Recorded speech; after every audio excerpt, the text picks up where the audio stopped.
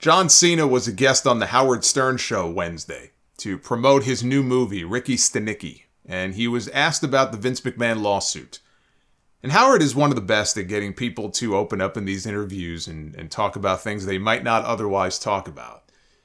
And that could be interesting and that could be good sometimes, and other times it could be not so good. It was 5 minutes out of an hour-long conversation, but it's the 5 minutes that made the most news. Howard asked him how he handles something like that, where he finds out something awful about somebody that he considers a friend. He says, what do you do? And he was relaying his own experiences with friends that he found out did things that were not good, and, whether or not he had to end the friendship or he stuck with them. And he asks, what do you do? Right? He goes, it must be complicated to talk about. And this was John Cena's response. I don't think it's complicated to talk about. It's complicated to listen to. That's why I don't necessarily put a lot of time and equity into it. There's still a long way to go. I can say this. I am a big advocate of love and friendship and honesty and communication. In the same breath, I'm also a big advocate of accountability. If someone's behavior lies so far outside of your value system that the balance shifts of I can't operate in a world where this works, that's the end result of being accountable. Right now, I'm going to love the person I love, be their friend. I love you, you have a hill to climb.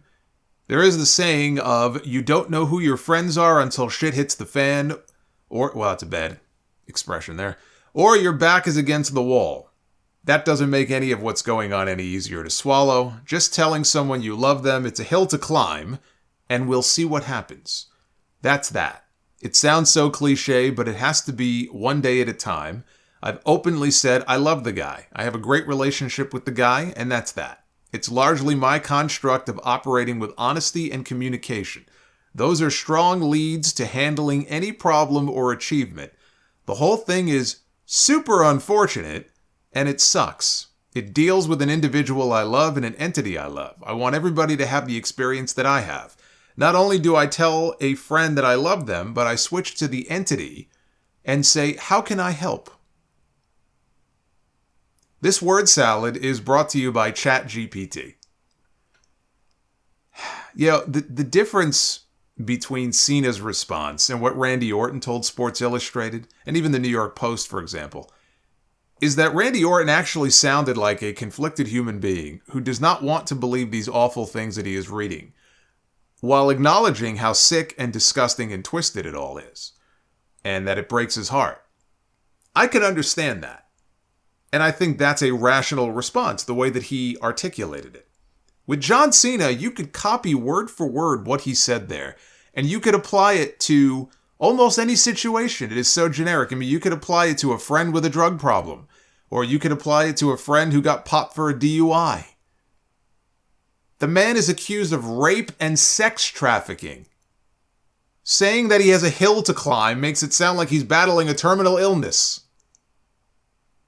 I know that John Cena loves Vince McMahon. After the first stories came out about the NDAs and the hush money payments, he said as much. He came out and said, I love him. I love this man. He said, when you love somebody, you take them as imperfectly as they are. This stuff that we're now hearing about, of course, is on a different level than what we even knew about 2 years ago. And on top of that, he's also got a federal investigation to worry about. It's not just a lawsuit. But I get that Vince is the man he owes everything to. Actually, Stephanie is the one he owes everything to because she's the one who saved his job when he was about to get fired. But I get that Vince took him from mowing lawns on a golf course in West Newbury to making millions of dollars and giving him this wonderful life that he has. It's hard to accept that this man that you looked up to like a father figure could be such a gigantic piece of shit. But I just don't understand how some of these guys aren't better prepared for these questions. How are they so bad at this?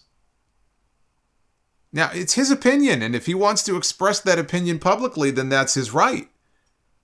As it is my right to comment on how terrible an answer I think it is. If I had a friend that was accused of the type of shit that Vince McMahon is accused of, and it was completely out of character for them, which it would have to be because I wouldn't be keeping company with somebody like that in the first place, if there was any inkling that that was the type of person they were. But if it came out of the blue, I wouldn't even believe it. It would be so out of character for them, and I might have the same response, the same reaction that John Cena had. My instinct would be to have that person's back. But if I did have a friend, a close friend, that had the kind of rep and the kind of history that Vince has had, it's not as if this is the first time he is being accused of something heinous. And then these accusations were to come out, forgetting the fact that Laurinaitis' lawyer came out and seemed to corroborate at least some of them, right? That something happened like what she said. If I was in that same situation and I found out and something happened like what she said, it would not be very hard at all for me to believe that this person could be guilty of what they're being accused of. And I would like to think that I would be smart enough to keep my mouth shut. I may not want to bury them publicly. I am not saying that John Cena should have gone on Howard Stern and buried Vince McMahon and said, fuck Vince McMahon, he's dead to me. Not everybody can be a Bret Hart in a world of John Cenas, okay? I understand that. That's not what I'm saying. And also, keep in mind, we don't know what Cena may or may not have known himself about some of the shady shit that was going on in the past.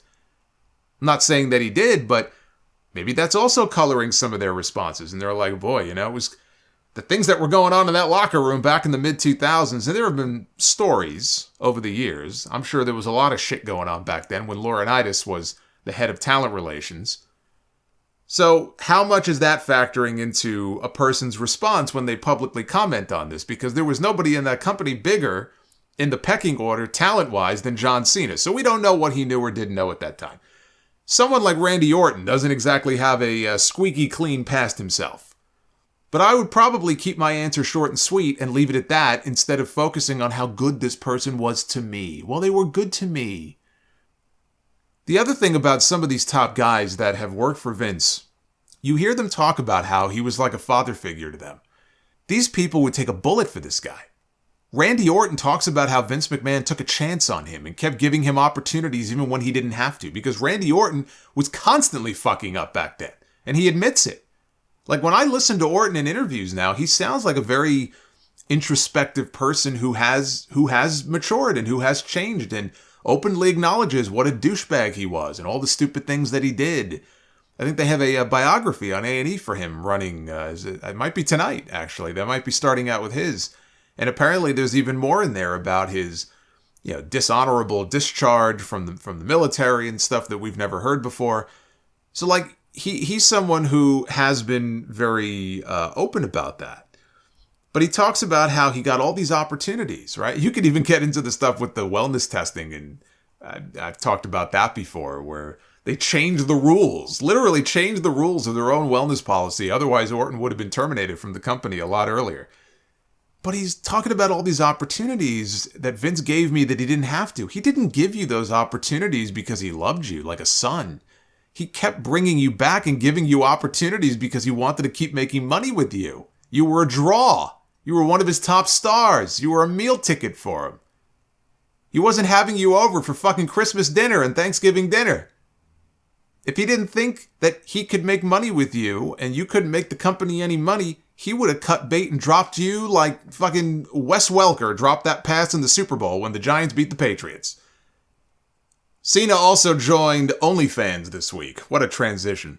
He joined OnlyFans to promote his new movie. Randy Orton saw this, and he tweeted, he said, "Let's collaborate." If I told you 10 years ago that John Cena and Randy Orton would be doing OnlyFans content together, and Vince McMahon would be canceled from his own company, and The Rock would come back as a heel, and The Undertaker would have his own podcast and he would be doing one-man shows, and Kane would be a mayor, and Edge would be wrestling again, but for another company, and it's not TNA, what would you think? You would think it's a good thing podcasters are exempt from drug testing. That's what you would think. And then you would think, wow, Edge must be working for New Japan then. But you would be wrong. It's actually Dolph Ziggler who just won his first title in New Japan. The world is upside down.